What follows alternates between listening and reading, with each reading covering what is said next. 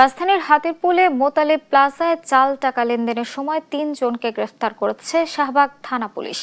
এ সময় তাদের কাছ থেকে প্রায় 40,01,000 টাকার জাল নোট উদ্ধার করা হয়।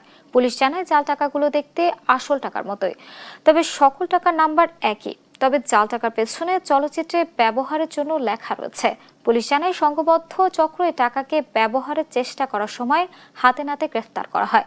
তবে কিভাবে কোথায় এ টাকা তৈরি সে বিষয়ে তাৎক্ষণিক কিছু জানতে পারেনি পুলিশ। চক্রের বাকি সদস্যদের গ্রেফতারের চেষ্টা চলছে বলে জানিয়েছে পুলিশ। সন্ধ্যা 7:30টায় আমরা জানতে পারি যে মোতালেব প্লাজায় 4-5 জন লোক তারা জাল টাকা লেনদেন করবে। এই সংবাদের ভিত্তিতে আমাদের শাহবাগ থানা পুলিশ সঙ্গে সঙ্গে আমরা অভিযান পরিচালনা করি। তো অভিযান পরিচালনার কালে আমরা হাতে নাতে 3 জন আসামিকে জাল টাকা সহ গ্রেপ্তার করতে সমর্থ হই।